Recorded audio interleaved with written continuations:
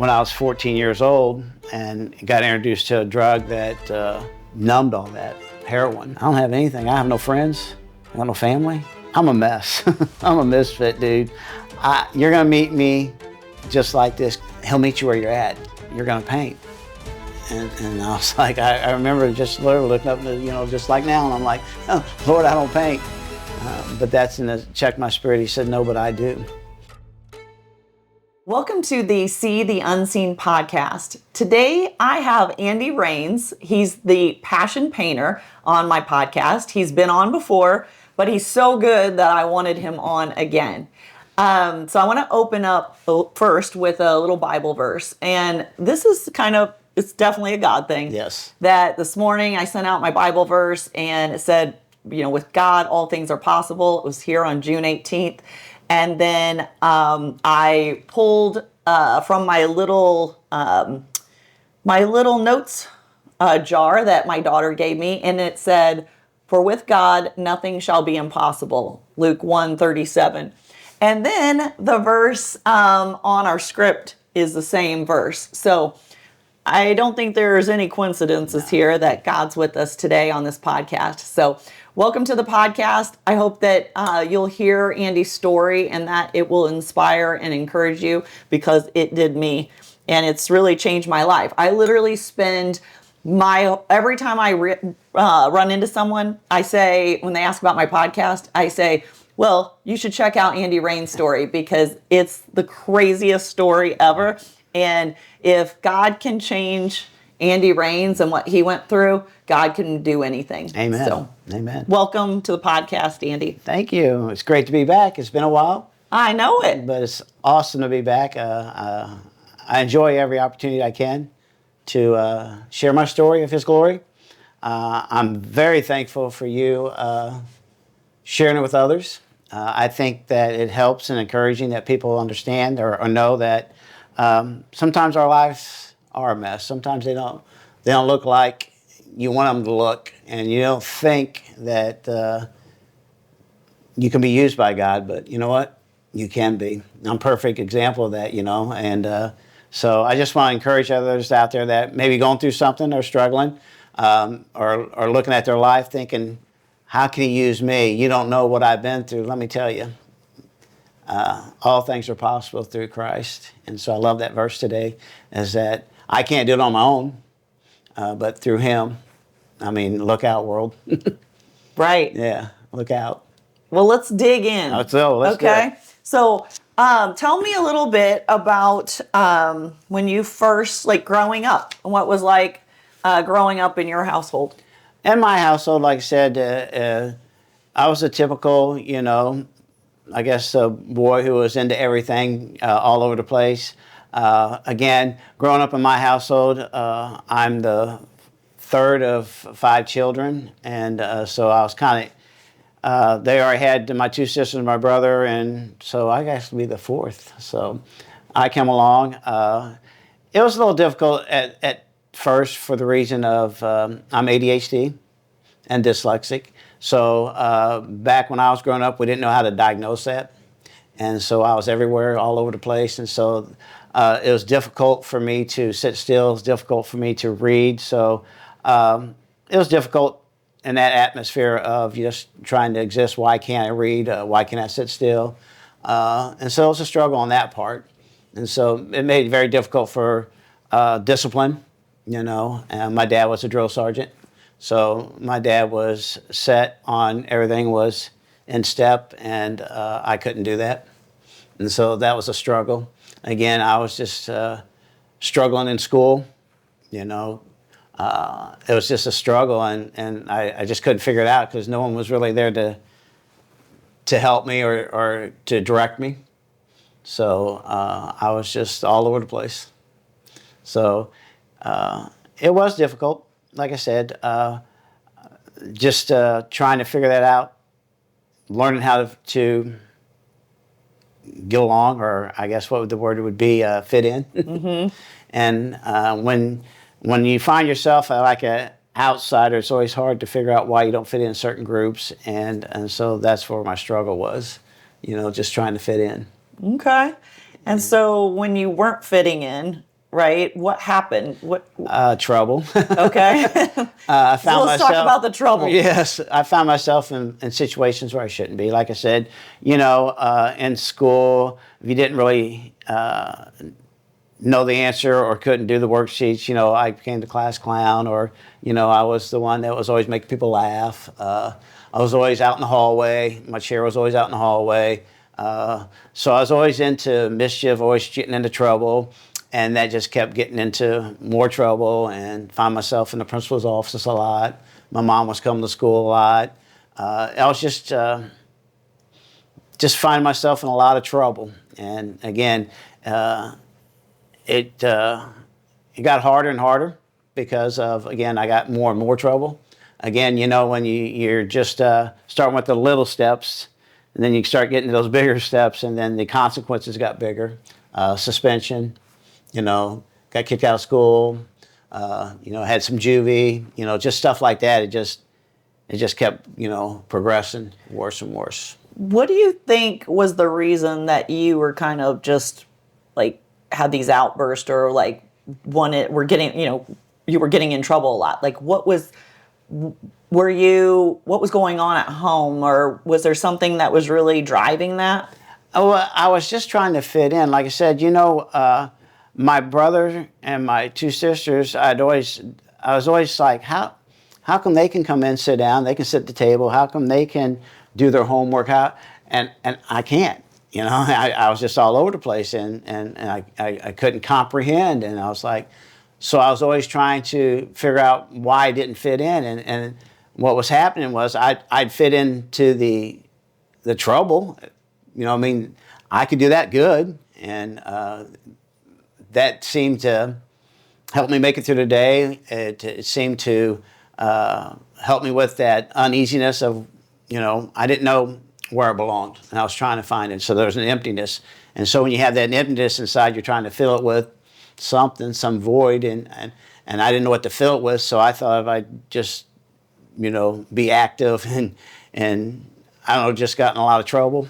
That was just trying to ease that unknown, I guess. So again, when we're trying to figure ourselves out, I'm sure there's people today that are listening, they're trying to figure out where they belong, what my purpose is, and sometimes we struggle to fit in certain areas. Do I fit in with this group? How come I don't fit in this group?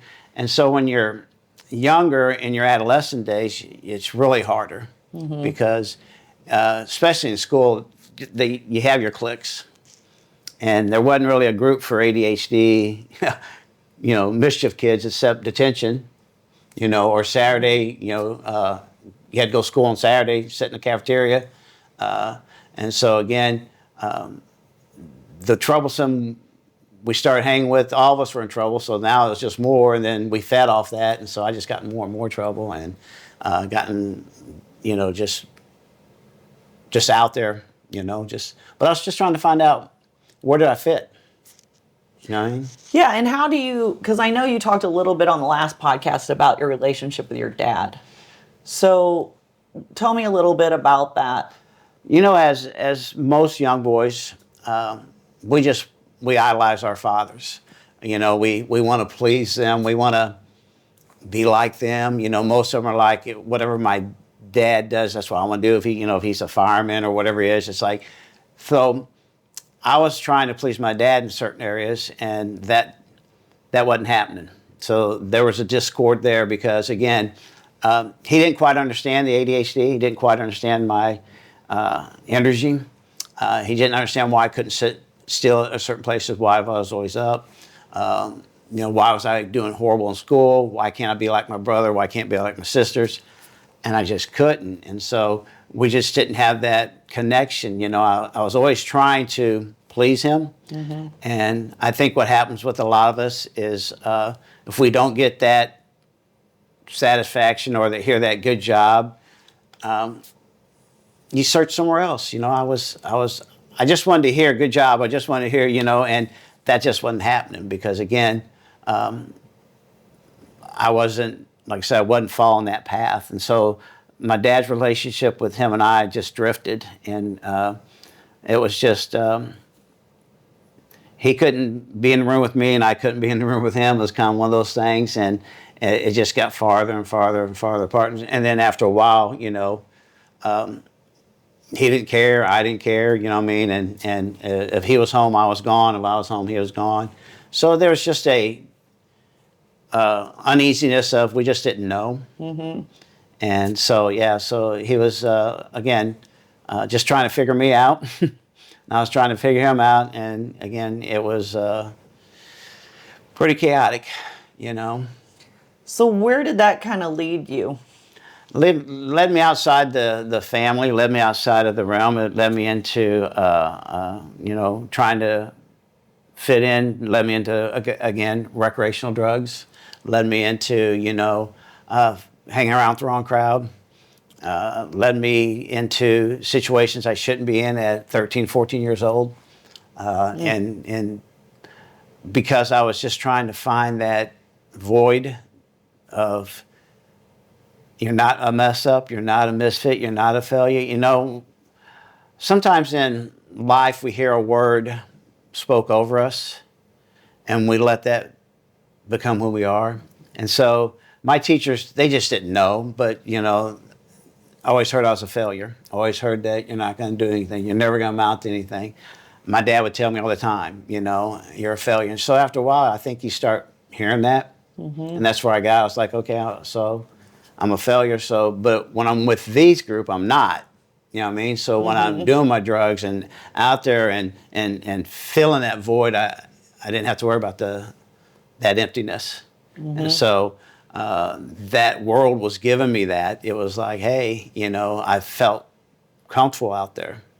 And so that's where I stayed most of the time is, with those people because, again, no judgmental. And we were all just always in trouble. Well, let's talk about what kind of drugs were you doing? I did recreational drugs first. You know what I mean? Like what? Like marijuana. Okay. Just getting high. But again, I didn't like that feeling after a while because, again, it kind of just everybody just sit around and just, that wasn't me. You know what I mean? I'm high energy. I was like, I didn't want to feel that way. And so I did a little bit. I would do it just because everybody else was, you know what I mean? They'd pass it around, we'd do it, yeah. Same way with drinking, you know what I mean? I wasn't fond of beer, but when you're with somebody, you got to, you're going to drink it and just want to fit in. But it wasn't numbing anything. It wasn't really giving me that, taking that away. Like I said, I get high or get drunk or, get a little buzz going on, but it wasn't like taking the pain away. Mm. And so when I was 14 years old, got in some situations, got in places where I shouldn't be, and got introduced to a drug that numbed all that, heroin. Mm. And that numbed everything. So that was a numbing for me. Again, I wasn't taking it to be Superman. I wasn't taking it to, I was taking it because what it would do, it'd take me to a place where I didn't feel pain. It numbed me. I didn't feel the loneliness. I didn't feel the unlove. It just took me to a place where I just felt that it was just everything numbed. And so heroin, because I'm not an expert on heroin here. So is that you're shooting, right, with needles in your arms? In your arms. And so, when you're first starting out, for me anyway, and I don't know if it's for anybody out there that I'm not an expert either, but, being 14, I didn't want the needle tracks. Again, I would shoot between my toes, and areas that it would go in my system, but it wasn't like going into the vein of your arm. You know what I mean?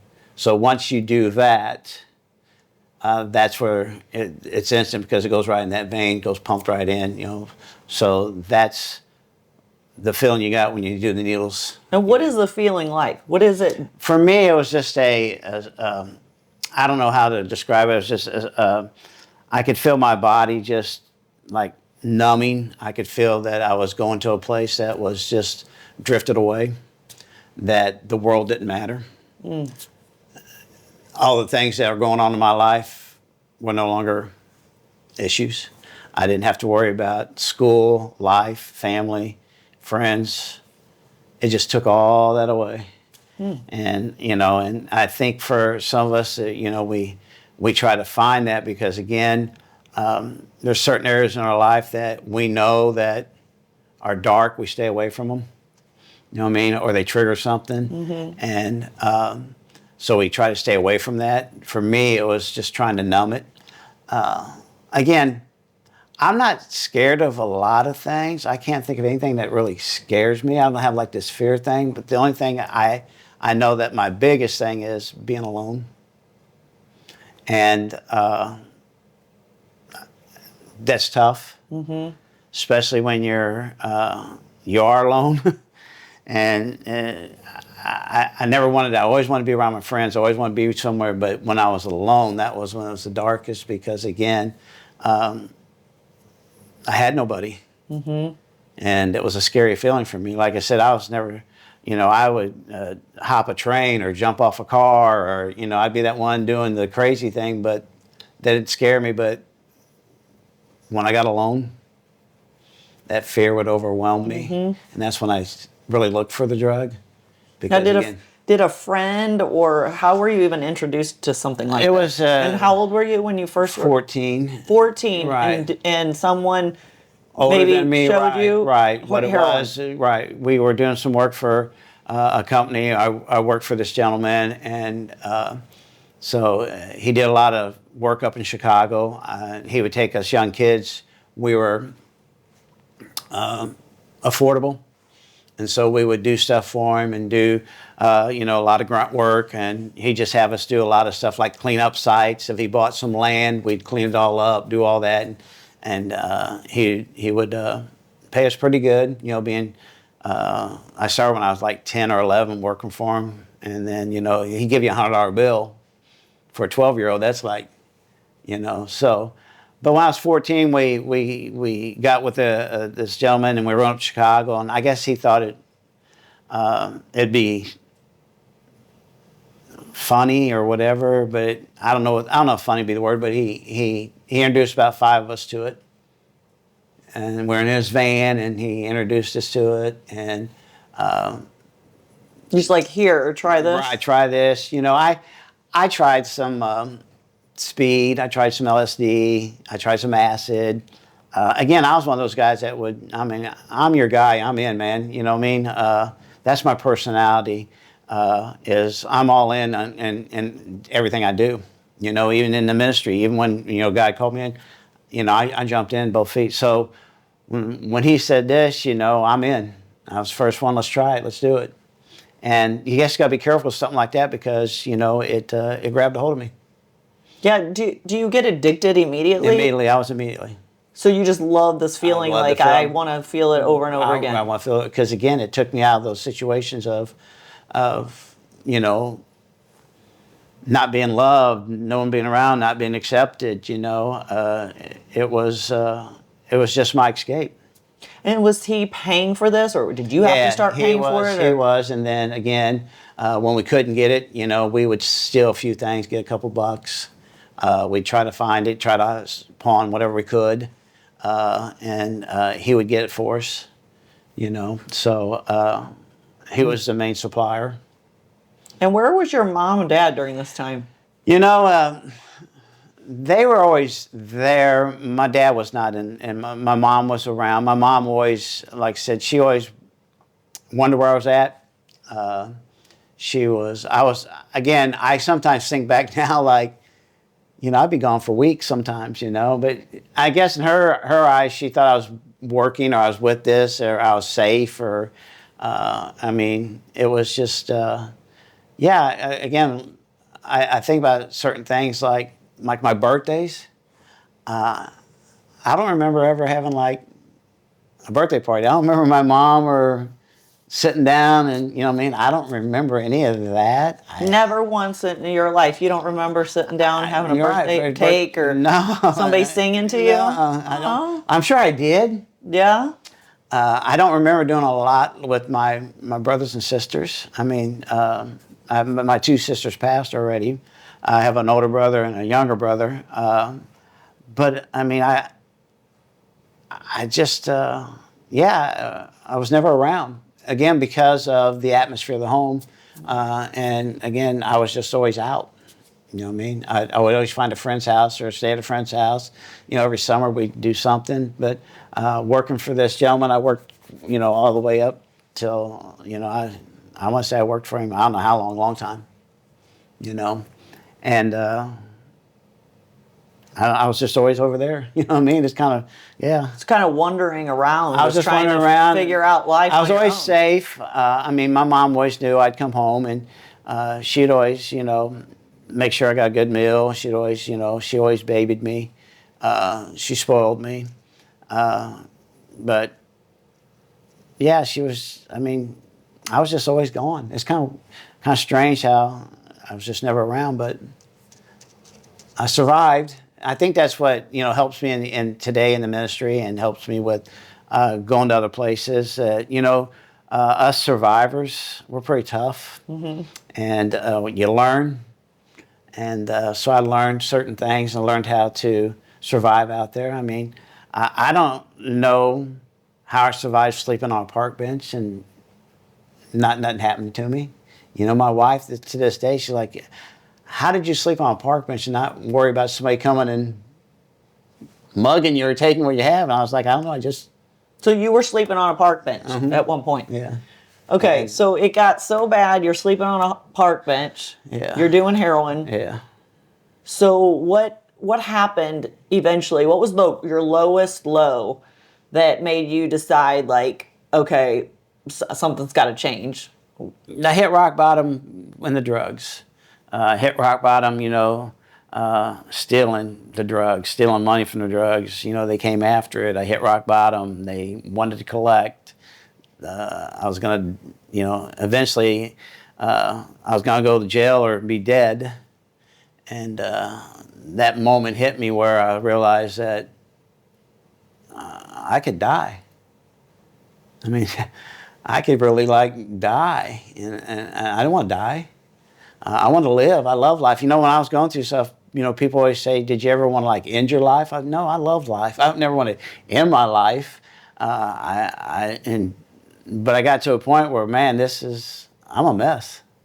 I don't have anything. I have no friends. I got no family. I need something. This can't be Andy's life. You know, I mean, God didn't have me for this. I wasn't born just to. I don't believe that. I believe every one of us have a purpose. Did you believe in God then? No. At that point? I didn't believe in God until I went to Assembly of God Church for the first time. I went to a charismatic. I was 15, 16 years old. Charismatic church, on fire, Pentecostal, Spirit. I mean, it was... Pentecostal, like wear long those... It wasn't a strict Pentecostal. No, it wasn't strict Pentecostal. Long hair? No. Oh, okay. It was... I didn't know that. It was a Assembly of God church, but it was part of the Pentecostal. And so, again, the AG, the Assembly of God's, you know, is Pentecostal in the fact that, you know, like in the book of Acts when they talked about all the upper room and all that, I mean, that was literally taking place in this church. And they were doing Jericho marks and jumping up from the pews. And, I mean, the organ was playing and and it scared me. Yeah. It did, so I left. It's kind of like when I went to this African-American church up in Alton. It was, this guy's like, come to my church. And I went there one time and they like had the tambourines and they're dancing in the aisles and all that. I was like, whoa, they're getting down at this church. This is kind of cool. It scared me, but here's the thing that I love about when we hear about God's word don't go void or his message doesn't go void. Because again, there's times when people hear God's word and they don't act on it. And you think, man, did they get it? They did. It's just smoldering. It's just like, for me, I left within 20 minutes. I was like, I'm out of here. This is not too much. But I came back. And the next Sunday, it was even louder and even more. But I love what was going on because they were happy. They had joy. They had peace. I mean, they were just clapping and singing like it was nobody's business. And I thought, man, I want that. And that's how God draws us in. You know, He uses those things, and He was drawing me in. And so I was like, man, I want what they have. And so I started listening, you know, and hearing about this man. I didn't know anything. Like I said, the only thing I knew about Jesus was his birthday was Christmas, and we got presents. And you'd watch the Drummer Boy at Christmas time, you know, and you come to find out he's not even in the Bible. Yeah. You know, The Drummer Boy? Yeah, the Drummer Boy is like, you Really? know, I didn't know that either. I don't think there's a no scene where he Drummer comes, Boy? Drummer Boy. Okay. Learn something new every day. Yeah. So, but I started hearing about Jesus, and I've been hearing that He died on the cross, and that we're sinners, and that we're all sinners, and we're born into sin. And I was like, wow. And then Pastor would preach on certain things, and I was like, dude, that's me. That's my life. How does He know this? You know, that's just the Holy Spirit, you know. And I was like, He's directly saying, I mean, just put my name in there, dude. That's me. And there was a sermon that he had where it said, I'll meet you where you're at. And that's where I was like, okay, I'm a mess. I'm a misfit, dude. You're going to meet me just like this. Because, see, I think what happens with a lot of us is we think we got to clean ourselves up. I got to get my church face on or my church gear on. No. He'll meet you where you're at. And so that's where it hit me. You know, sometimes when you hear scripture or you hear a sermon, people are like, man, I remember so clearly when He said He'll meet you where you're at. And I was okay. Again, I'm all in. You're going to meet me where I'm at. I'm a misfit, messed up, all this thing. And you want me? Come on. I'm looking around all these other people. Why you want me? And he wants me because He loves me. And he wants me just the way I am. And so I raised my hand, and I went down to the altar, and I gave my heart to Christ. And I cried like a baby. I'll never forget it. Like I said, my dad taught me when I was little that boys don't cry. You know, even when some of my worst beatings, I wouldn't cry. I wouldn't give that satisfaction of. But man, when I went up that altar, and Jesus came into my life, I mean, I had the bubbly snot crying, can't pull it together.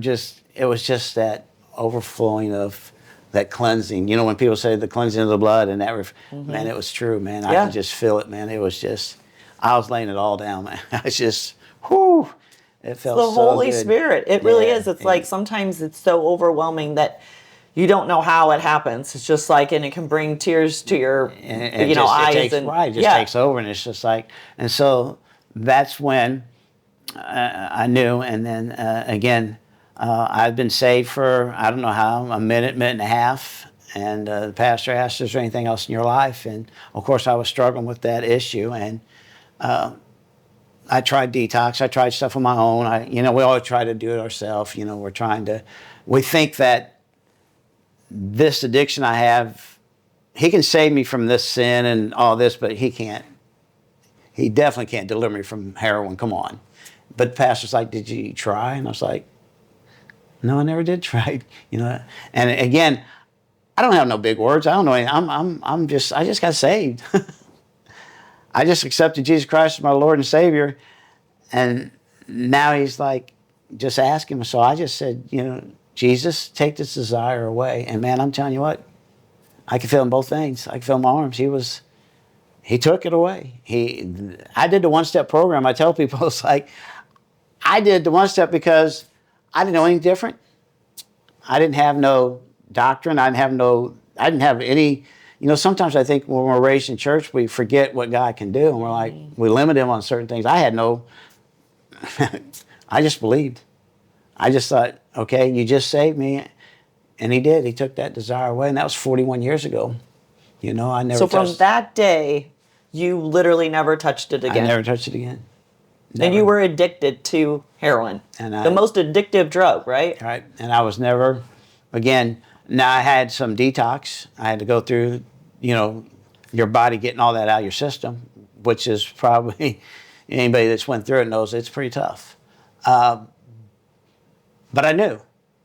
again, I knew that I just believed, and I knew it. Like I said, I've been hearing some sermons. I heard, him doing miracles, and I'm thinking, well, why not? I mean, if he can bring Lazarus from the dead, you know what I mean? If he can heal a leopard, if he can do all these things that he did over 2,000 years ago, and why don't we trust and believe he can do them now? I think it was our faith. I just believed. I was like, I'm in. And he did. And that's when, again, everything just started changing. Again, giving my life to Christ and going down that path, it wasn't a cakewalk. I mean, there's still things. People need to understand that even though we become Christians or we give our life to Jesus, there's things that are come our way. Yeah, it's a process. It's a process because now the devil knows. Mm-hmm. And I think for him, in my case, he's like, this dude's crazy enough to go to his high school and save the whole high school. This dude's crazy enough to stand on the cafeteria table and preach the gospel, and that's what I did. Because he was afraid, because he's like, this dude's, he's dangerous. Right. Because I know what he did. Mm-hmm. And I want everybody else to experience. I'm telling everybody, it's like, you got to experience Jesus. He changed my life. He'll change yours, and we want people to see that, and that's what I wanted to do. I was like, I want everybody to know, and that's what I was doing, going and telling everybody. So you're telling people where was it, high school? Alton High. So you were in high school, and you just decided to get up on the table and start talking about Jesus to everybody? Somebody. Of course, think you were crazy. They thought I was crazy. They probably thought I was, relapsing or on some drugs. He's at it again. There he is. Right. But I just wanted people to know, again, my addictive personality has always been, I'm all in, like I said. So I knew then. And then at 19, I knew he was calling me into ministry, and I was all in. I mean, how did you know he was calling you into ministry? Because I was just seeking more. I couldn't get up without getting into the Word. There was days I just had to. I don't know why, but I was just hungry. I was just like, I want to know more, and I wanted to know the Old Testament just as much as the New Testament. I wanted to learn about Abraham, and my favorite Bible character is David. I mean, I wanted to dive in because I'm thinking, here's this kid, I don't know how old he was, say he's 12, I don't know, we say, but he was a young boy. And he was called to be a king. But he had several brothers come in before, and Dad, I'm paraphrasing, but Dad's like, hey, I got one more, he's out back, but I don't think you want him. And I'm thinking, here, David wasn't even, his dad didn't even call him into the room. Mm-hmm. And that's when he said, he's the one. Mm-hmm. And to see his life, that he fell more than he stood. I mean, when we hear about David, and he was a man after God's own heart, but man, you look at his life, you read the book of Psalms, it's a roller coaster, man. He's praising him, then he's down. He's praising him, then he's down. And he's a murderer, he's an adulteress, but God still used him. And I'm thinking, the thing I loved about David was he repented all the time. We mess up. We do. But man, we got a Savior that we can go to and say, it's me again, God. I screwed up, man. And it's me again, Lord. Create a clean heart in me. Lord, it's me again. And that's what we have. And so I just wanted more of that. I wanted to figure out that what happened in the Old Testament, all these misfits are being used by God. And that's when it dawned on me. It's like, he loves us misfits. You know what I mean? I love that. I don't know if you guys remember Rudolph the Red-Nosed Reindeer. Yep. That show we came on like once a year back then. Yeah. But what I loved was they would take those toys that weren't quite right, and they put them on they were still good toys. Right. And they were put on an island, the island of misfits, but they were banded together. And I think what happens when you get an island of misfits, you better look out, because we're gonna attack hell. We're gonna go. We're going guns in. We're grabbing people. We're not afraid. I'm not afraid to go in there because I've been through that. I was just telling Miles when I came in about Celebrate Recovery. I love Celebrate Recovery because them are my people. That's my tribe. They're misfits. They're messed up, but man, they love the Lord like crazy, and I love that because they're not afraid to lay it all out. I mean, when I go there, they'll tell me everything about them, and I mean, they're just, hey, this is my story. I'm a wreck. I'm a mess. I need Jesus. And so that's when, like I said, when I was 19, get called in children's ministry, I was all in. Started reading it, going, I'm in, you know. So how did you get started in the ministry then? So you say you're all in, you're reading the Bible every day. I was reading the Bible every day. Like, how do you know, like, I'm going to go be a pastor? I didn't know to what level, but I remember the pastor coming to me, and he's like, again, when I got saved, I was talking to him all the time. I was in his office all the time, asking him all these questions. Man, he's just like, and that's when he says, you're being called. And I'm like, I'm not being called. I just want to know more about the Bible. And he said, you're being called. I said, I'm not being called. I want to know. You were fighting it. I was running. Yeah. We all do. When God calls you, you're like, I'm going this way. You know, we hear the story of Jonah. You know, he's supposed to go to Nineveh. He goes, nope, I'm going this way. And God eventually got him to Nineveh. So the pastor said, hey, you got a lot of energy. I said, I do. And he said, you love the kids. I've seen you. I said, yeah. And he said, why don't you try children's ministry? And I'm like, so I went down. It was downstairs at the time. I went down. I looked in the room, and these kids were like everywhere. I'm like, I don't think so. No thanks. So here's where I'm at. I bargained with the Lord. I'm like, okay, God, I'll give you 3 weeks. I'll go in there 3 Sundays. By the third Sunday, if something like miraculous doesn't happen, yeah, I'm out. If you don't hear this, you know. Isn't that funny how we negotiate with We're God? Like, God, I'll do this, and Right. if I don't get a really cool person on my podcast, I'm out. Right. Like, or you're like, I'm gonna go to their house if their 2 lights aren't on. Yeah. I'm driving on. You know what I mean? I'm giving you that. Yeah. Their lights weren't on. Right. I'm out. So I did that, and then 18 years later, I was in that children's ministry for 18 years at the same church. Oh my gosh. So that was my battleground, or not battleground, but building. Yeah, I didn't know any Bible stories, and I was teaching them to the kids, but I was learning. So in children's ministry, I was able to share with them, but also I'd hear the story first time. I would understand those stories, and that's what I loved about children's ministry is, man, these boys and girls are so innocent, and we lose that. You know, sometimes when I visit churches and I see somebody and they don't have that smile, they're kind of got their arms crossed, I'm thinking, and you love the Lord? And you don't show it, or you don't have that. We're kids, man. I'm telling you what, they tell you everything. I love it. I mean, that's why when Jesus said, bring the children unto me, that's when the Bible says, you know, we must be childlike. That's because of that innocence. That's because of that, you know, we just believe. I mean, we see boys and girls out there that go to the Lord for just the craziest thing because they believe He's going to do it.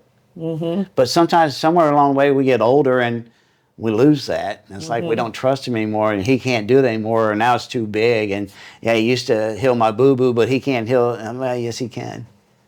That's what He wants to do. Well, we get into the world, right? Right. And what the world tells us versus what God tells us, right? Right. It's like in our own strength, Right. we can't do all these different things. But, you know, that's why I always thought in business, like, I don't, you know, a lady told me, well, what are the tactical things that you did that when it really got hard? I'm like, when it really got hard, I went to God. Like, I don't know, I was praying about it. I was like, help me get this deal or whatever. And somehow He got me through those things. And that's where the impossible, when people don't think about it. I'm going to share this real quick. It just the Holy Spirit prompted me. I teach at Rankin. I've been teaching at Rankin for 32 years. I had 0 math skills, 0 reading skills, but I was 28 years old when I went back to Rankin to take the admissions test. So I went in and took the admissions test, and I bombed it. I couldn't do anything. And they said, study some math and come back. I'm like, I came back, I'm doing the math, and I literally, at the time I raised my hand, the person came back, I'm like, who put the alphabet in the math? I didn't know A squared. I didn't know any of that. I was like, I bombed it again. And they're like, we can take it one more time. And I'm like, okay. I went in for my third time, and I bombed it. And I was like, oh my God. I wanted to go there. I wanted I knew some people that went to Rankin, they were successful. So, again, I literally walked out of the admissions office. I'm walking, got my head down, I'm bumming. I wanted this, and I bump into this guy, and his name's Lloyd Hammonds. And he's like, hey, you having a bad day? I'm like, the worst. And he's like, what happened? I said, this is my third time. I can't get in. I want to get in. He goes, what's the problem? I said, I can't do math. He goes, well, I'm a math instructor. I said, okay. He said, how about if you come every Saturday for 8 weeks, and we'll see where we're at. So I went every Saturday for 8 weeks. He taught me basic math. He used to he bring in penny rolls and tens and hundreds and told me how to do the decimal, and he told me that. And so I go back and I pass it. So I got in. Let me back up a little. On the last time, the 3 counselors there said, Rankin's not for you. Sorry, young man. So Rankin's not your deal. So I did get in. I applied myself. And I'm not boasting and bragging on me. I graduated to 4.0. I was the outstanding student at Rankin. I have that all moment. Now I'm the department chair. I signed probably 300 diplomas at a school that I wasn't supposed to be in. So don't tell me that things are possible.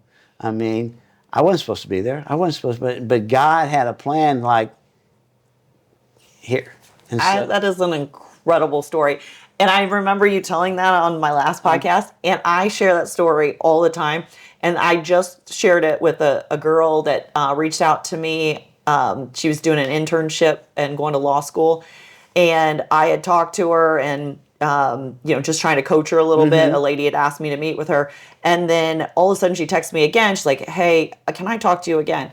Get her on another call. She's in tears. She's very young, but 3 years of law school, and she's got 1 year left. Oh. And she's like bawling her eyes out. Melissa, I didn't pass. I'm 1/100th of a point off or something. She's like, I feel like I've failed my family. She wants to be a lawyer, to be a disability advocate for people with disabilities, and her sister has a disability. Okay. And she's just upset. Like her whole world, she's like honestly, she said she had a moment of wanting to take her life. And I'm like, listen, girl, I'm like, you are 1 year away from law school.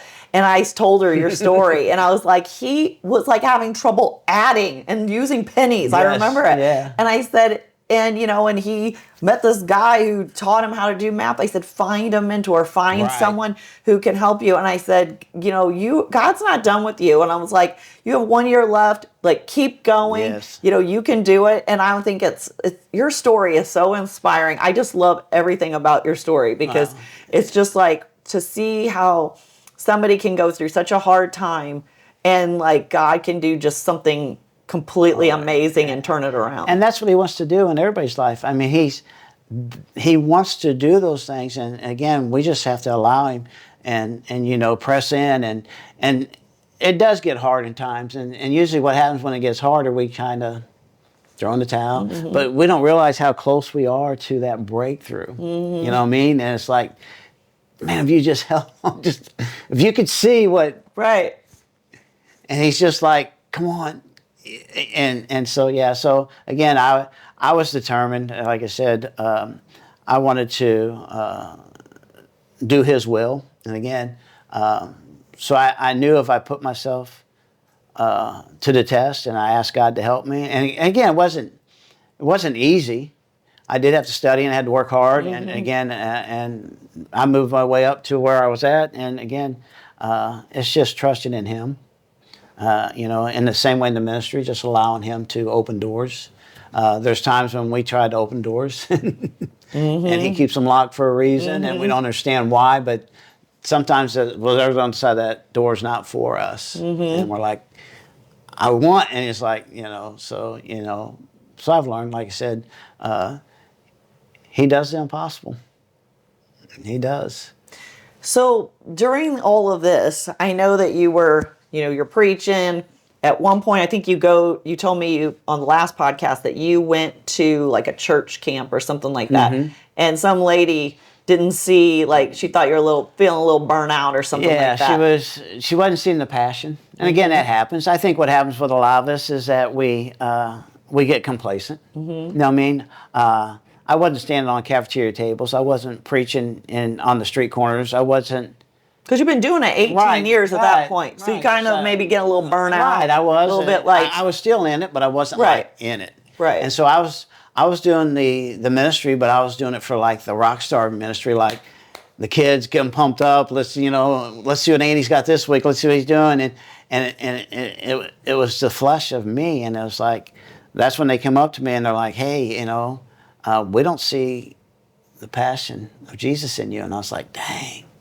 But it was so true. When they say truth hurt, that hurt. And it did. I was like, wow. And that took some courage, but boldness. I was mad. I was like, who do you think you are? But it was so true that I wasn't seeking him like I'd been before. I wasn't like living for him. And there's a difference when you sell out and you give it your all. Again, the Bible clearly says that, that we have to do that. And sometimes, I always used to use the illustration in children's church. I don't think you can buy a candy bar for $1 now anyway, but I'd always say there's a candy bar here, but you got 99 cents. That penny means a lot. You know what I mean? So again, so if I don't give all, even if I hound it a little bit, God can't do nothing unless he has all of you. Same way when in the Bible, when we learn about Peter had to deny Christ 3 times before he could finally be used by him. So I had to be broken. I had to finally okay, God, you're getting it all. I've been holding a little bit back. I said I was all in, but I had a little bit over here that I just didn't want. I didn't want to be too radical. But that's when I thought, you know what? Let's get in my prayer closet. Let's again. Meet me where I'm at, Lord. You're a God of second chances. Here I am. Give me that opportunity now to live crazy radically for you one more time. And that's where it happened when I was in my basement and I was seeking more of him. And again, you don't hear the audible. It's the spirit, but... Well, let's tell people what does it mean. I've heard prayer closet from you the first time. And then actually my CFO, now he says he always goes in his prayer closet. And I was like, yeah, I know about that. But so tell everybody what's a my prayer closet was just a small place down. It was actually my furniture room. I had a few scriptures on the wall, some motivational stuff. I would just go in there, and that would be my time alone with the Lord, to lay it all down, to I could close everything out, and I would just go in there just to be intimate with him. No distractions, nobody bothering me, and that was just my little.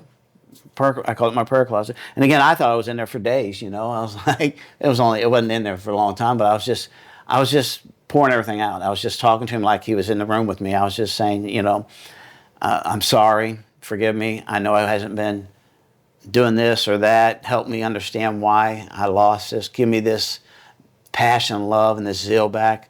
And I want to do your will, Lord. I really do. I want to see people come to know you. What can I do? What part do I have now? What's my role? And that's when he said, it was not an audible, but it was in my spirit. I could feel it. And he's like, you're going to paint. And I was like, I remember just literally looking up, just like now, and I'm like, oh, Lord, I don't paint. But that's check my spirit. He said, no, but I do. And I'm like, okay. So I'm going to pause you there because everybody, I think, has the question of how do you hear God, right? And my pastor even said sometimes it's like the fact that when you were saved, that the Holy Spirit entered your body at that point, and that it can be your conscious, it could be the thoughts you hear, and then it's been also explained to me in a way that from another pastor of sometimes you have to think, is this a thought from God or is this my own thoughts? How do you tell the difference? And he'd always say looking up and out.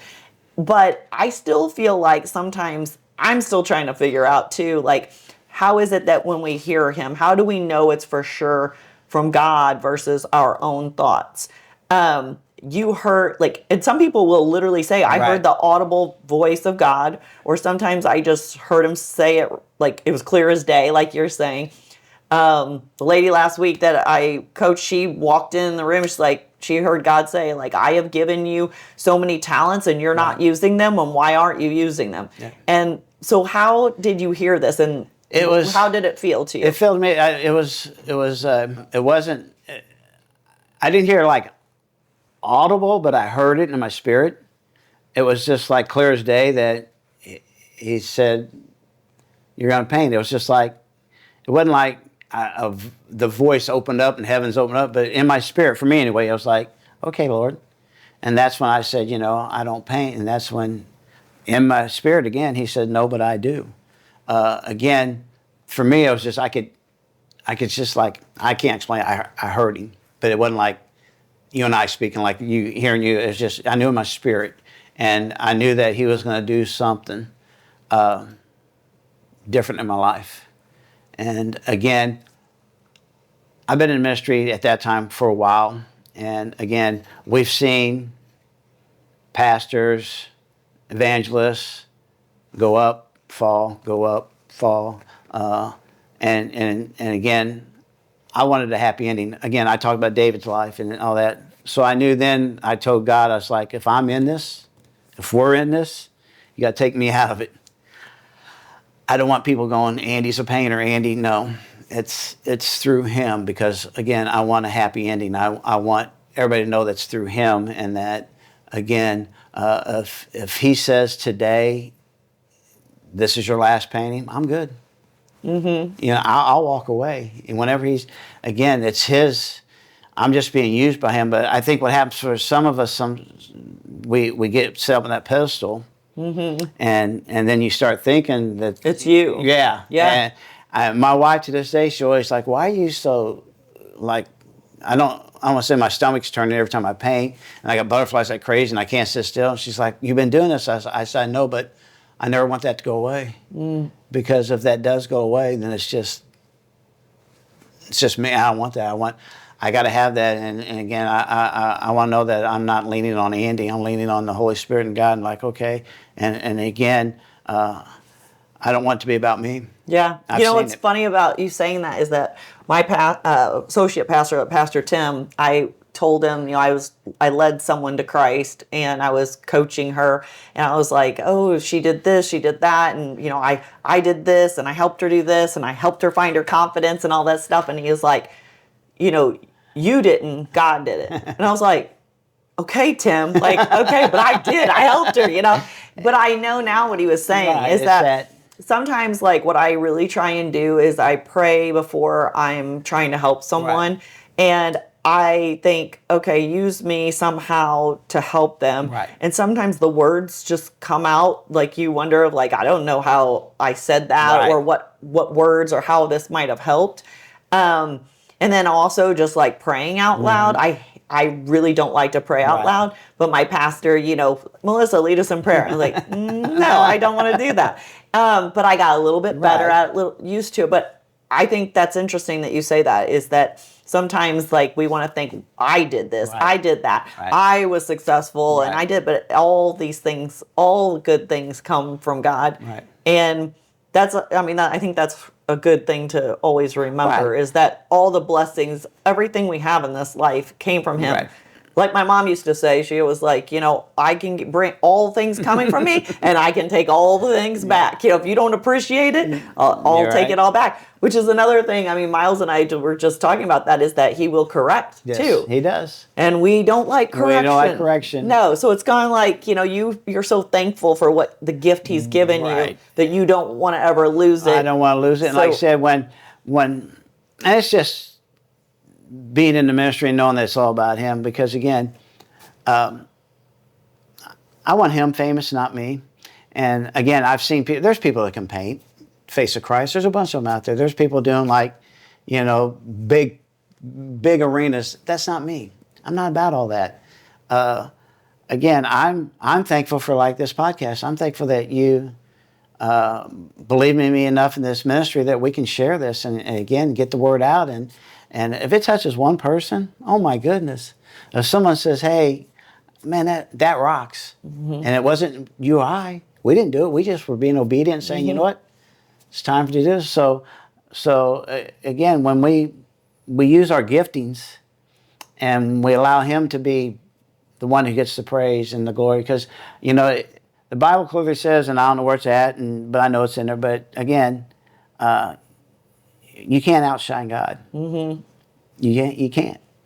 And if you try, you're in trouble. So I never want to take that, you know, from them. And so if he comes up and I'm ready to paint and he takes over, and it's his, man. So, you know, so again, just knowing that he thinks that I have what it takes is enough for me. You know what I mean? Because I read that in the Bible about how he picked the 12.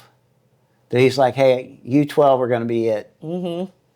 You are a bunch of misfits. They ain't none of them know what's going on. But he's like, you're the church. I'm a disciple.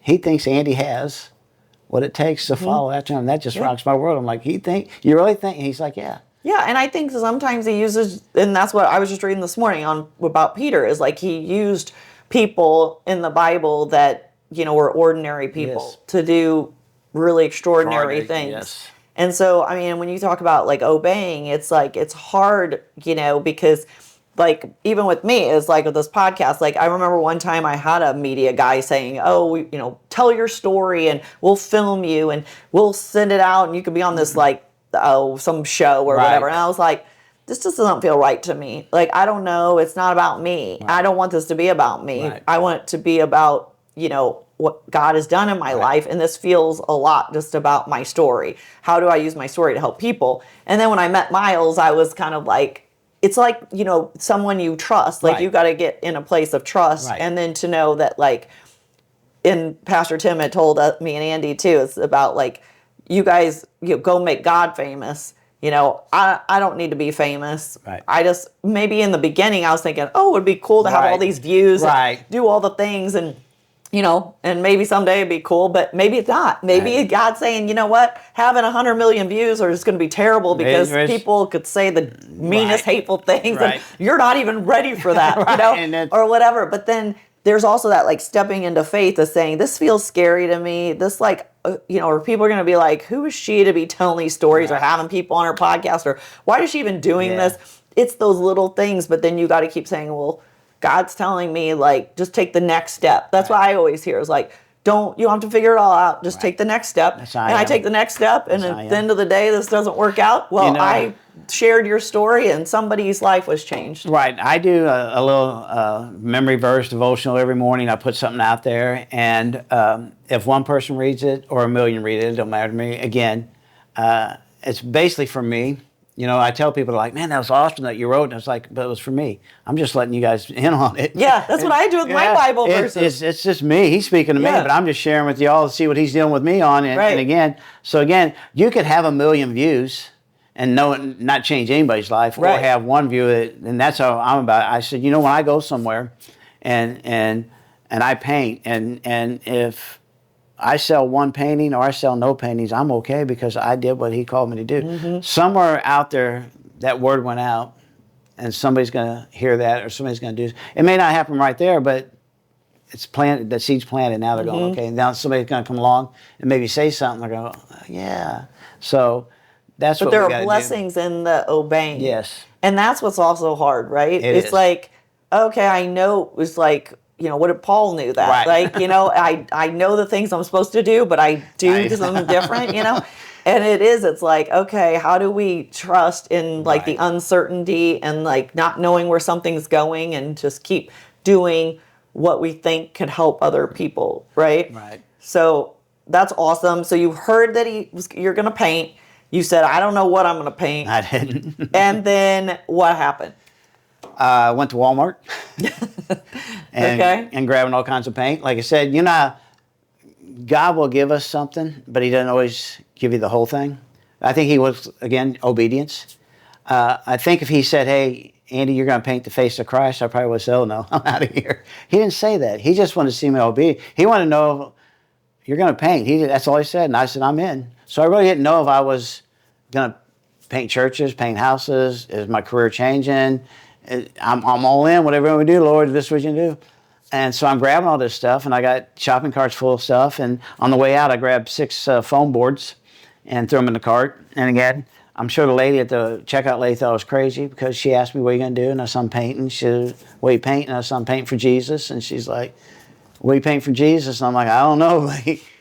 He spoke to me. Yeah, she's like, Yeah. he's on drugs. Right, security, hell. But I grabbed those 6 foam boards for a reason. I don't know. At that point, I didn't know. But when I got home, that's what I used as a canvas. I had some black paint, some red paint, and there's a CD playing, Jeremy Camp. The song was My Desire, and the whole song was about, that's my desire, is to be like you. My desire is to please you. My desire is to be like my King. And so I was just, in the song it says you lay it all down, and that's where I just started laying it all down. And these paintings were brutal. They didn't look like much. I mean, it kind of looked like the face of Christ, kind of didn't. But he was getting Andy out of it. You know what I mean? And I was just laying it all out and getting it all out. And so he got that all out. And to this day, probably one person has seen them. They're just intimate to me. There's just my brokenness. I just had to lay it all down, and that's where he started moving the ministry a little bit more, and so I started painting a little bit more, and I remember somebody asking me, a friend up in Chicago, hey, come up to my church and paint. And for some reason, I don't know what I was thinking, that I would get a 11 and a half by 7 easel. I had little Dixie cups, and I picked like an 11-minute song. So they saw my backside for about 11 minutes, and I could hear crickets.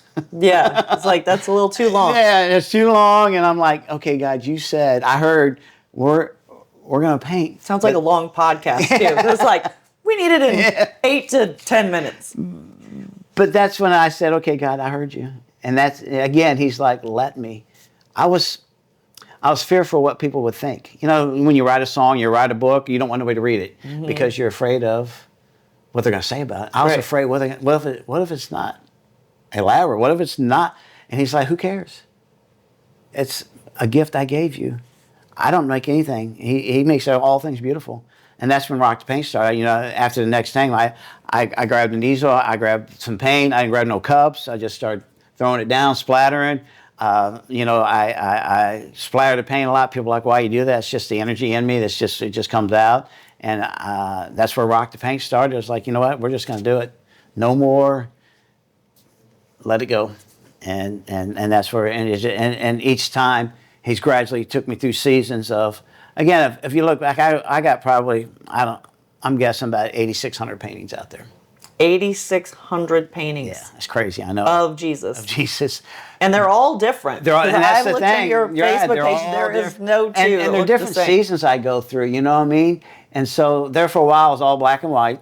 I was going through, then I had some this, and then there was some on the cross, and then there were some things I was going through where Jesus looked more like a warrior, and people were like, well, he don't smile. And I was like, it's not because what I'm going through right now, I need a warrior. You know, some people don't understand that he's like a chameleon. He'll change in those areas where you need him. Like I said, when you're battling an addiction, you don't need the smiling, happy Jesus running through the tulips. You need the warrior Jesus kicking tables over and taking names because you're going through something. Right. So sometimes Jesus looks like a shepherd when he's trying to. There's times when he looks like a teacher. This is like, I'm having a Will Ferrell moment. It's like, sometimes my Jesus is like a Led Zeppelin concert. That's right. You know? How do you need your Jesus right now? I painted last weekend for the, up at Scott Air Force Base, and I was painting, and after I was done, I had a couple other paints there, and this guy comes over, and he goes, is that George Harrison from the Beatles? Kind of looked like him. I said, no, that's Jesus. But to him, he's like, yeah, it's cool, but he kind of looks like. Well, that's what his Jesus looks like. Right? I was like, if that's what you see. Yeah. I tell people, I said, you know, when you look at, we don't know what he ain't blue eyes and white skinned and brown waving hair. I know that.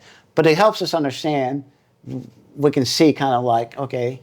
And so when I listen and hear and he speaks to me, that's what I paint. And so, again, there's seasons I go through, and like I said, there's times when again I paint all this color, or I do this, or it's all this. It's just what I'm going through, what I'm going through. Again, I tell people I'm just like everybody else. I struggle with certain things, and when I go to Him, these are things that come out. You know, and you can see when people write songs. You know, there's especially if somebody breaks up with somebody, you know what the song's going to be. Yeah. Yeah. No, All about that. I love a good country song. Right. Like somebody done Right. somebody wrong song. You know that Yeah. that's coming. It's Yeah. like, yeah, you left this, and this, and Right. so that's coming. So when I'm going through certain seasons of my life, certain paintings come out. You know, like the one I'm going to do today, I'm going to try to duplicate kind of the one I've been doing lately. It's kind of cool with the colors. I just like the way the face kind of morphs out.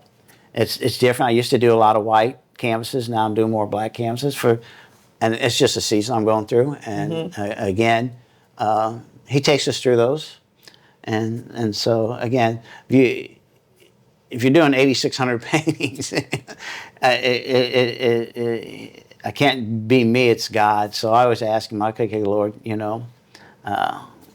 where are we going with this? And like I said, I know like this weekend I'm going to Herman, Missouri to paint at Celebrate Recovery. I know those paintings are going to be a little darker, a little heavier because of what they're going through. Again, they're going to need a Jesus who looks more like a warrior, more what they can, again, Right. because they're not that point in their life where their life is good. They're not skipping through with Jesus holding their hand and singing Kumbaya. Well, I think people think that once you're saved or once you have a relationship with Jesus, that, all your problems go Right, away. yeah. Or like people act like that. It's Yeah. like, no, I don't think that's it. I think it's more like, your problems might come, but you know where to go Right. for the answers, and or that's- like help you through it. And it's the weirdest thing, like for me too, is just like finding peace Right. that makes no sense. Right. Like, things that I would have stressed about before. And I'm almost like, am I being naive here? Why am I not stressed out? Like, like this makes no Right. sense. Should I be stressed Right. out? Like, it's weird. But, but there's times when I still get stressed or whatever. But like, the other day I just got sad. I felt a little lonely or whatever, which I hate to be alone. But to go and say, okay, what could I do right now if I could ruminate and go down a bad place? And, I was vacuuming thinking about like all the people that I worked with years ago and that they're just gone and like, and then you meet new people and then they're gone. And then you go to this job and then you start to develop all these relationships. Like, are they going to be gone too? It's like, I really like these people. Right. And I like, what does this all mean? Why did I work so hard and all these people are gone?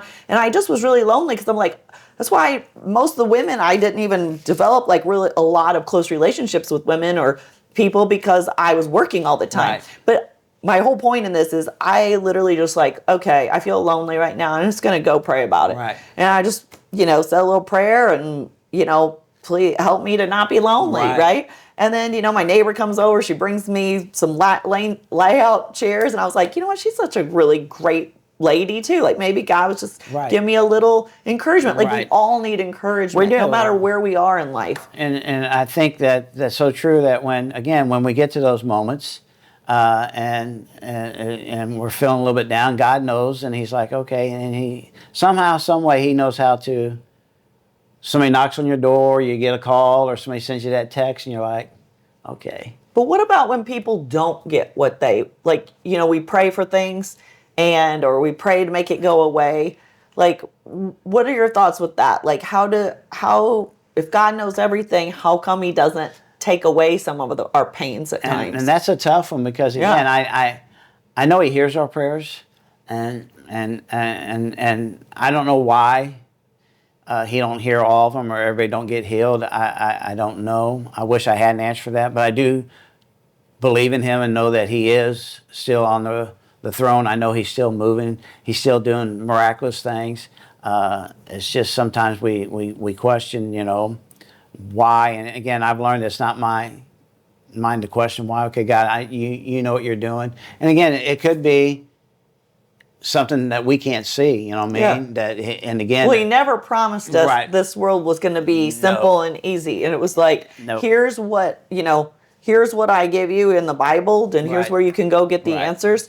But it is kind of like, well, are we, then I know we're not just out here all alone and like he's with us. He is, So and it's like, okay, well, it's kind of hard to figure out like every day, like what is it that, we can't do enough. We can't, all the things they tell you, right? Right. But how do we know like we're following God's path for ourselves? And again, I think it's that faith. We just got to have the faith. We got to trust, know that He is working for the good. He is still moving. He's still doing miraculous things. He's still King of Kings, Lord of Lords. I trust Him, and I just got to have that kind of faith, knowing, you know what, God, you got this. And again, it's kind of like the Hebrew children. Again, they're going into the fiery furnace, and they're saying, hey, He's going to deliver us. But if He doesn't, we're cool. Right. I'm the same way. Like, okay, God, you hear my prayers. Here's what we're going to. If this is your outcome, right, I'm with it. Right. Again. So again, if you heal this person or you don't heal this person, I'm still going to believe in you. Mm-hmm. I'm going to walk that. And that's how we know that, again, He's still on the throne, and we just got to keep going to Him. You know what I mean? That's what I do. Mm-hmm. Faith. Yeah. Trust. The unseen. So again, I know He's not done working in my life. I know there's so much more He's got. I just got to be obedient and say, okay, Lord, what's the next season, or what's the next path, or where are we going? And I'm excited about that. You know what I mean? I'm excited about what I'm seeing in the church today, this generation. I'm seeing their hunger. I'm seeing that we're getting back to some of the stuff that we got away from. Again, we have to hold people accountable, and the church has to do that. And then we got to get back to loving. Man, you got to love whoever comes to those doors, man. You just got to love on them, and that's hard sometimes. Mm-hmm. And because of this world, but I mean, we just got to do that. And again, we can see churches starting to fill back up. We can see, that movement starting again, because again, this younger generations, I think they're catching it again. They're seeing that, hey, we do need this. We need the revival. Mm-hmm. And we're seeing it on college campuses, and you're seeing that they're hungry. Mm-hmm. And I love that. You know what I mean? Because then that just pours into the church, and then as we get seasoned, now we can cultivate that and help them. Because again, I know when I see the youth get on fire and they come back from camp or whatever, I know I gotta help cultivate that, because in 2 weeks from now it's gonna. I gotta make sure I can. Yeah, keep, building them up. Right. We gotta do that instead of some churches are like, I'll give them a couple weeks, they'll be back to normal. I don't want back to normal, because something happened. Right. Well, yeah, they experienced something. Two young guys that Andy and I just met the other day, when I asked them, I said, let's figure out how to have a gospel conversation in less than 2 minutes with this, like our server that came up to us. And we just started talking, and we're having this gospel conversation. And we said, I go, what's your relationship with God? And he was like, yeah, I'm just not all religious like that. And he goes, I'm just not religious. And I said, well, what does that mean to you? And he was like, I go, do you believe in God? He goes, no, I don't. Okay, well, that's a good end. So then we started having this conversation, went down to Walmart, and this guy's working there. I get in a gospel conversation with him, same thing. He goes, I'm not real religious. I go, well, what does that mean? And he's like, well, I just believe in more scientific. And I was like, oh, okay, me too. And I said, you mean like the Big Bang? And he goes, yeah. And I go, yeah, I believe in that too. I go, I just know who banged it. And, I stole that from Frank Meinhardt, or whatever his name is. I like it. And, but I said, and then, keep having the conversation, but people are so hurt sometimes from the church that, or they just don't even allow the thought about it to really start thinking about it. I think about even in corporate America, it's like, don't talk about politics, don't talk about religion and all that. But you know what? I think that the companies who really do just, there's some extent, like you're not going to certainly have a gospel conversation at every single meeting or anything like that.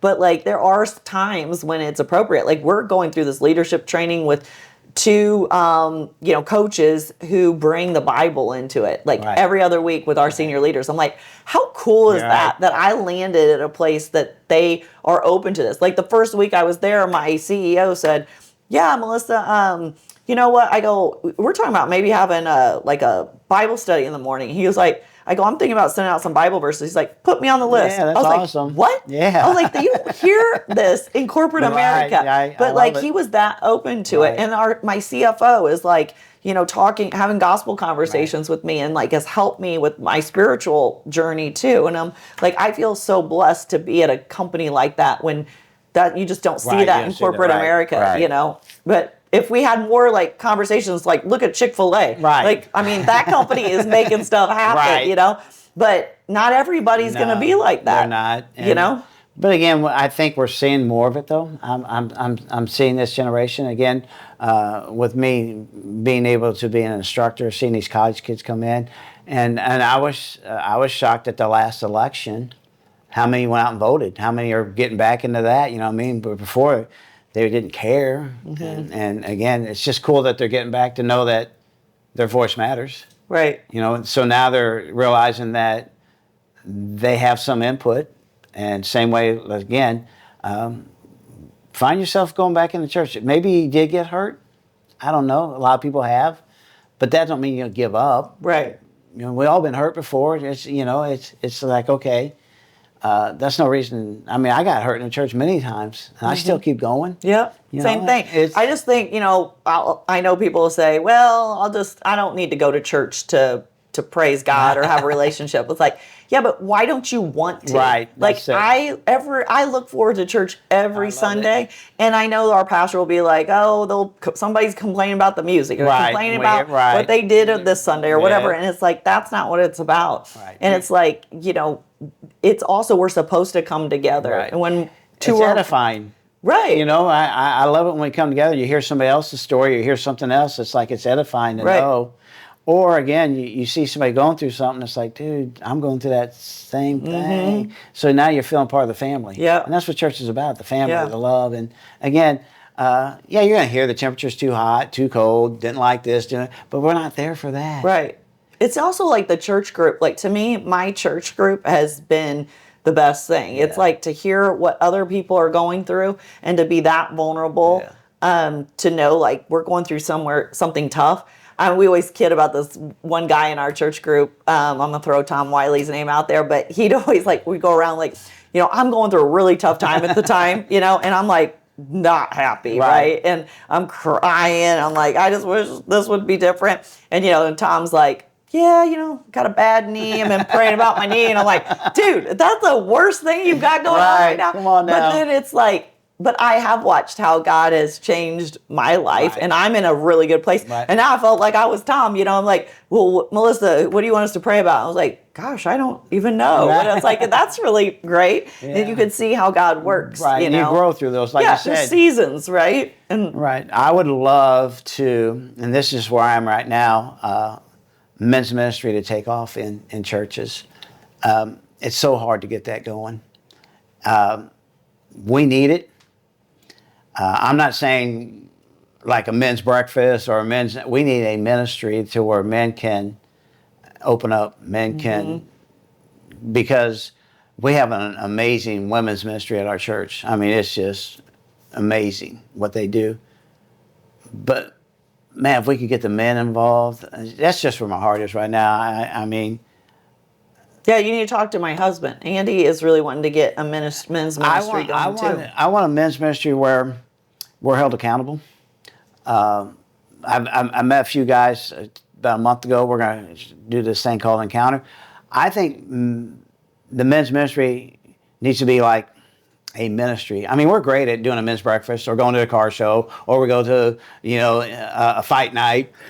That's fun, but we really don't open up. We're not vulnerable. We don't share. Right. That's what we need to do, because a lot of us are going through some stuff that we need to share. Yeah, we need to open that up and let them know, man, I'm struggling with this. Yeah, I told the ladies at that's one thing with our church group. At one point, they were, I don't feel like we were being that vulnerable. It's like, you guys say, like, we're supposed to come here and share what's going on. Like, I'm really struggling with something. And then they were like, at one point, I was kind of like ticked off because I was like, you guys aren't even really saying much, and you don't know my story. Right. You don't know what's going on with me. And then they're like, well, no, we don't know anything. Yeah. And then I started sharing a little bit, and they're like, well, I don't know. We just thought you had it, like, your life was perfect because, like, you've got this job Right. and you have a podcast going on and all this stuff. And I'm like, no, you guys don't know Right. anything. And at the time, I was really going through a really hard time. And so I do think that that's true. I think we need to get past just the Sunday Right. mornings We- and the events. Right, or the luncheon, or we can do all that. Like I said, those are all great. Yeah. I'm not saying they're not, but what I'm saying on a men's ministry is we're going to start holding accountability. That are you willing to open up your phone to somebody? Because that's another thing we hide. So, are you willing to give that brother your phone, all the access, and you can see? That's very vulnerable. That's like, whoa. But again, it's having that trust and be able to do it, because again, we're good about hiding all that stuff. We're good about keeping that all in, and we're Superman. We got all this, and so I'm just my heart is, like I said, I see our women's ministry growing like crazy. I mean, but the men, I don't know. Father's Day's coming up. Come on, men, let's rise up. Let's start. Right. Well, Be that. they do. It does say in the Bible that if you don't take care of your wife, Right. that God won't hear your prayers. Right. And I did remind Andy of that a few times. Yeah, well, I'm not gonna lie, well, the but Bible's very clear on that. We should love our wife like Christ loved the church. and He Yeah. loved it, and so those are kind of things. But yeah, I didn't mean to go sidetrack on you there. no, I think that's great. Yeah. So you're doing the paintings. Mm-hmm. Are you traveling now? Or? Not as much, but I am. Okay. I try to do maybe two events a month, maybe. There for a while it was really busy, and but lately it's been a lot of Celebrate Recoveries. It's been a lot of ministries like that, where I think what's happening in a lot of churches is men and women who are broken are coming to know Christ through these outreaches. Again, I know when I went to church, when I was 15 or 16, I got to stare down, I got to look. So I can just imagine somebody who's going through something, in their 40s or 50s, walk in on a Sunday and just get the glare and the look. And so, but when they come on a Friday night to eat and then open up, that's where those Celebrate Recoveries work. I mean, it's like they can be real and honest. And again, when I share my testimony with them, they know it's real because they're going through it. You know what I mean?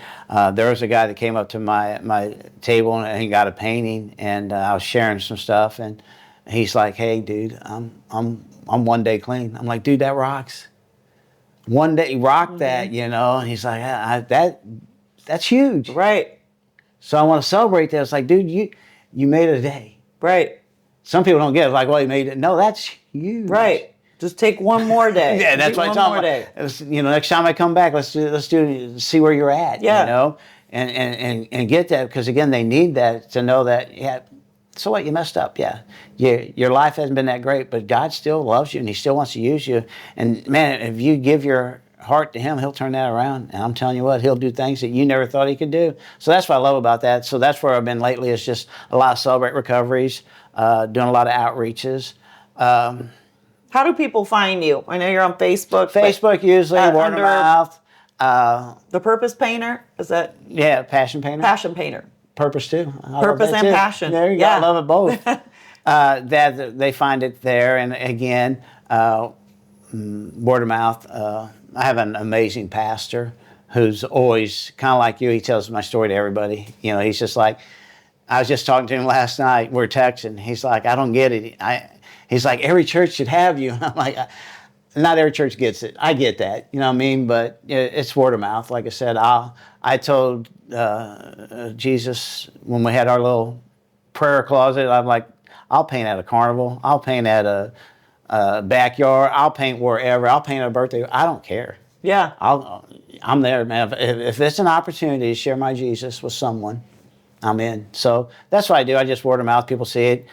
Somebody knows somebody, hears somebody. I did one in Bland, Missouri a month ago, and while I was there, another Celebrate Recovery was from Herman, and they just stopped by and they're like, "Man, we're here just to visit," and da da da. And he goes, "Would you come to my church?" I'm like, "When?" He's like, "No, really." I said, "Right now, let's put it on the calendar." So I'm going to this Saturday, and it's in. He's like, "Since Herman, it's like 2.5 hours away." I'm like, "I don't care.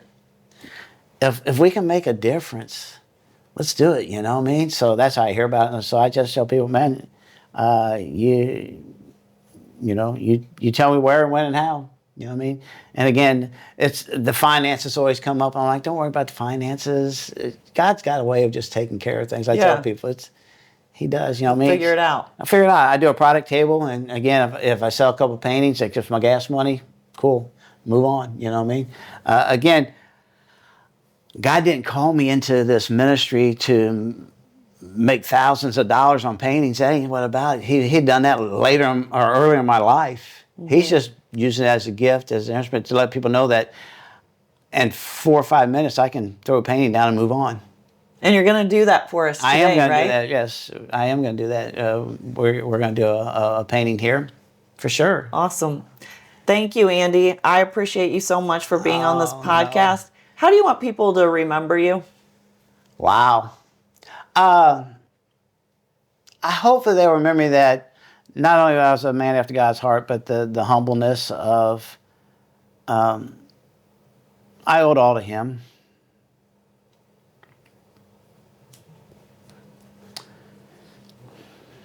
I mean, I owed all to Him. I mean, without Him in my life, I couldn't be where I'm at. I couldn't stand before with all that junk in my life, thinking that that's where I was going to be. It's all about Him. I mean, I want people to know that I love Him like crazy, that what He did in my world, he rocked it, He messed it up, He shifted it, He did everything. But I guess I just want people to know that, man, I live for Him. And if you're not, I think I'm looking at the right cam, but if you're not, I mean, He loves you.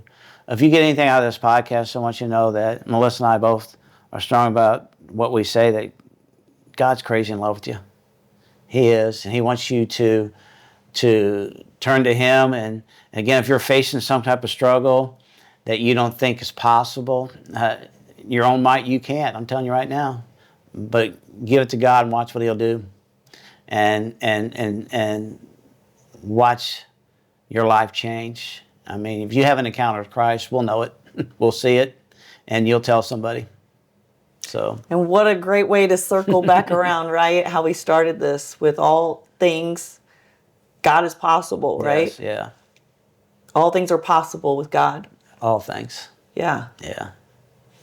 Thank you so much for being on the podcast today. And thank you for listening to the See the Unseen podcast. And if you feel alone, overlooked, undervalued, remember that God cares about your story. Yes. And He'll show up for you in the best of ways. Amen. God bless. Amen.